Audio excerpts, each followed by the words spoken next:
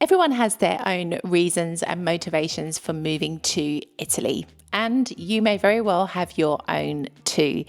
But there's one thing for sure, you are going to get chatting to a lot of different people when you start living here. And sometimes it's the little things that they say to you that really make a bit of a lasting impact. Today, I'm going to share with you 3 conversations that I've had here in Italy that have absolutely changed things for me, and just why words can be so important.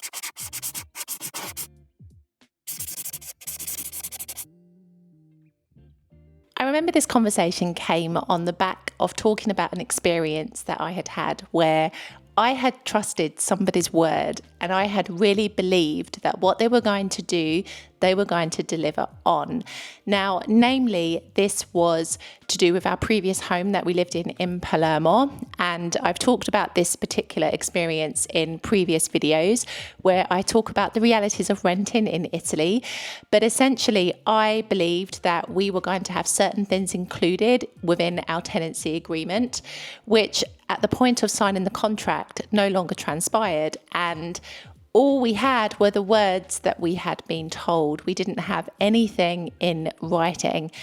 And this was where this particular conversation came to light, because I was reminded of a beautiful Latin proverb, which essentially translates to mean written words remain and spoken words fly. And it is something that has stuck with me ever since, because there is so much truth in this.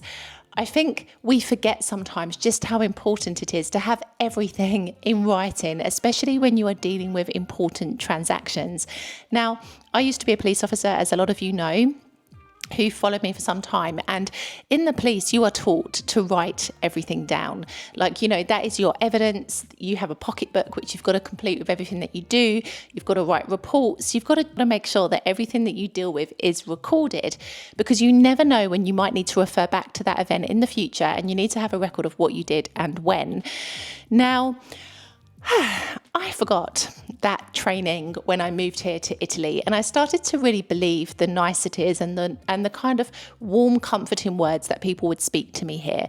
But here's the thing, words really don't mean anything unless they are backed up with writing, especially when it comes to important things like contracts, like anything to do with renting or anything similar to this. You must have everything written down. And, I read a lot in expat communities of people encountering problems here in Italy. A lot of them usually are to do with renting properties where people haven't got something written down. They haven't even obtained a receipt for money that they've paid, or they've not got a contract in place before they exchange money. Or, just little things whereby they perhaps in the moment have believed the niceties that they were told, and they haven't actually done their due diligence and wanted something in writing. It's super important here. Like, let me tell you, there is a term in Italian, truffa. Truther is a person who is a bit like a fraudster, somebody who is not going to do good by you. And there are plenty of them that exist here in Italy. It is no different compared to any other country around the world. So you must have your wits about you. I think sometimes people move here and they can be really naive as to the realities of life here. They believe the nice things that they are told. They don't necessarily question what they are told, or they just accept things as they are here and accept things being done as they are here, when it's not necessarily the best way to do things.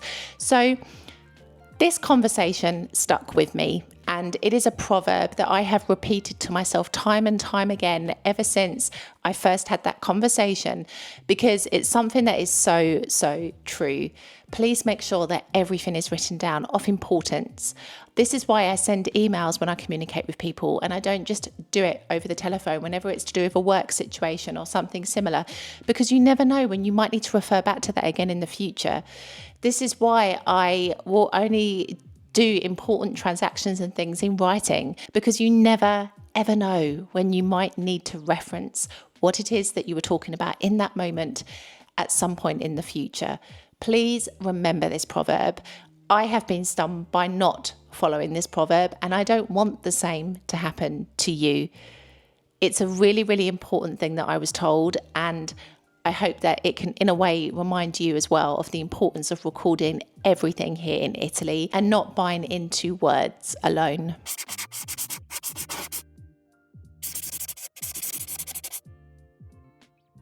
This conversation came about because I am a bit of a control freak. I absolutely love to plan things meticulously. I like things to be programmed and organized, and I don't deal very well with uncertainty. I'm sorry if my camera's moving. Tina has positioned herself right underneath. And so for this reason, I remember this conversation very vividly because it was a difficult truth for me to swallow. The only thing that's certain in life is death. How true is this? It's like, of course, we are all going to die. At this moment in time in 2025, we haven't discovered how to live forever. But we often forget this, don't we? Because we try to meticulously plan the future when we don't even know if tomorrow is guaranteed for any of us. And this really plays into the mindset here in Italy, because you see, people here live moment by moment, especially here in the south of Italy. Like, I will have conversations with my English students and I'll be like, okay, what are your 5-year plans? What are your 10-year plans? And they really struggle to answer. Like, people are like, oh my gosh, I haven't even really thought about like next week, let alone like next year. Like, people have a very different mentality here. Whereas I think in other countries, including the UK, we're encouraged to think ahead and to future trip and to plan what we're going to do if we want to be successful. Kind of success isn't viewed as like living in the moment. It's viewed as like all the plans and things that you're going to build in the future.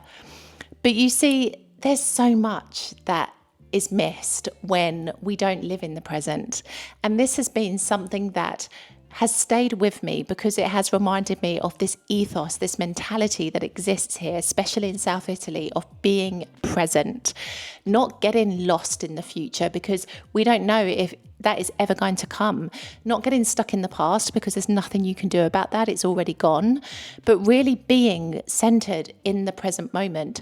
And I don't think this is an easy thing to do, especially if you come from a culture which encourages you to kind of look ahead and progress yourself in this way. And so this conversation really hit home because I remember thinking, how true is this? I'm trying to meticulously plan everything when who knows if I'm ever going to be able to live to see any of the things that I want to do. Now, I do think, and this is like my rational head kicking in, that sometimes people take this to the extreme and they use it as a reason not to plan for the future because we don't know if it's going to come. Now, I believe there is so much beauty in the present moment, absolutely, but I do not think that it should take away from making some kind of plan or dream or goal or objective for the future, because that is important. I think it is a balance, and I think it is about not getting hung up on what your future is going to look like, but just trying to live your life in the best possible way and live it to its fullest. Because so many of us, myself included sometimes, are so focused on work that we forget to live. And I have found myself falling into this trap again. And I was like this when I was in the UK, like constantly working. And I touched on this recently in a video where I was quite open about how sometimes I can feel quite bored here. I'll link it up here. But it's primarily because I work a lot. And even some of my passion projects have now started to feel like work as well. And so it's interesting how I forget sometimes that actually life is to be lived. It's not to just be working constantly. It's to enjoy things. It's to push yourself out of your comfort zone. It's to grow. It's to have new experiences and adventures. That's the real essence of life. And so it's not about trying to set these hefty, audacious goals for the future and trying to meticulously plan your way there. Have those goals and objectives, absolutely. I think it's necessary for you to grow as a person, because I do think you run the risk of your life looking the same next year, the year after, 10 years from now, if you don't give yourself any kind of an objective. But I also think that you cannot forget that this sentence is so true. The only thing that really is certain in life is death.